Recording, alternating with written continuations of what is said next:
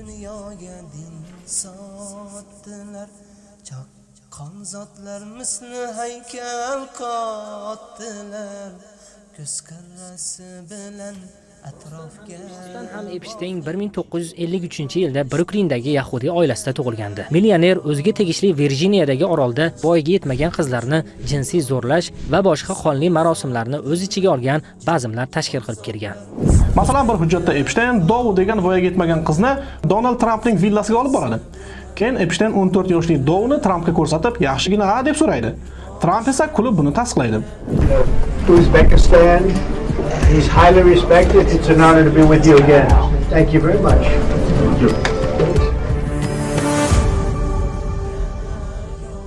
Huquqni muhofaza qiluvchi organlar barcha fuqarolarni qat'iy ogohlantiradi. Qonunga zid ravishda diniy ta'lim berish, shuningdek noqonuniy darslarda ishtirok etish jinoiy va ma'muriy javobgarlikka olib keladi. Ularda ruxsatsiz hujra tashkil etib 7 nafar voyaga yetmagan bolaga diniy ta'lim bergani aniqlandi. Unga nisbatan Jinoyat kodeksining 229 prim 2-moddasi bilan jinoyat ishi qo'zg'atilib, qamoq ehtiyot chorasi qo'llanildi.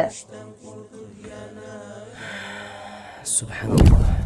Bu Epstein voqeasi kunimizda dalillari bilan yuzaga chiqqan masala hisoblanadi. Dunyoning eng boy odamlari, dunyoning eng nufuzli, eng obro'li odamlari, dunyoning eng kuchli siyosatchilari ma'lum bir vaqtda, ma'lum bir makonda yashiringan holatda o'zaro to'planishgan, dunyoning har yeridan kichkina 7-8 yoshli qizaloqlarni to'plab, zo'rlashgan, zulm qilishgan, hattoki tiriklayin pishirib go'shtini yeyishgan. Bularning dalillari ommaga chiqib ketdi. Alloh azza va jalla bu zolimlarni, bu kofirlarni asl yuzlarini olamga oshkora qilib qo'ydi. Mana bu kichkina qizchalarni zo'rlab tiriklayin go'shtini yegan insonlar ajibki inson haq-huquqlaridan gapiradi. Prezident bo'lib insonlarni demokratiya bilan boshqaradi. Dunyoga demokratiyani o'rnatamiz deydi. O'zlari pedofil bo'lib turib subhanalloh Iroqda, Shomda islom shariati bilan yashashga intilayotgan muslimalarni, ularning farzandlarini bular terrorist degan nom ostida bombardimon qiladi va bularga yaqindan o'zlarini biz musulmonmiz degan xoin prezidentlar va ularning qo'li ostidagi bo'lgan imomlar va milliy xavfsizlik xizmatlari yaqindan yordam beradi. Agar bir odam 10 ta bolachani bir yerga yig'ib, ularga Qur'ondan dars bersa, u terrorist, u vatan xoini. Agar bir da'vatchi o'rtaga chiqib insonlarni yolg'iz Allohga ibodat qilishga chaqirsa, tog'utdan bari bo'lishga, al-vala val baroga chaqirsa, u terrorchi hisoblanadi. Uni ota-onasini mahalla ko'yi oldiga olib chiqib turib sazoyi qilinadi. Hamma u bilan aloqalarni uzib tashlaydi. Nimaga? Kechagina 7-8 yoshli qizchalarni zo'rlab go'shtini yegan Donald Trump bilan sizlarning prezidentingiz Shavkat Miromonovich aloqalarni uzmayapti. Aksincha, aloqalarni mustahkamlab bormoqda. Ey imomlar, ey Nuriddin Xoliqnazarov, ey Alijon qori, nimaga sizlar prezidentning yonida yurib, nimaga uni yaxshilikka buyurib, yomonlikdan qaytarmaysizlar? Bu yonida yurishingiz sizlarga bir imkon, haqni yetkazishingiz bir imkon. Siz Allohning shariati bilan bu davlatni boshqarishga buyurilgansiz deb turib bir og'iz aytishga harakat qilmaysizlarmi subhanalloh? Hech bo'lmasa bu yurtboshilarga kelib mana shunaqa iflos odamlar bilan do'stona aloqalarni yig'ishtirganingiz ma'qul demaysizlarmi? Butun ommani ichida Vladimir Putin sizni ayolingizni o'pishga haqqi yo'q edi. Bu bilan siz dayus bo'lib qolasiz demaysizlarmi?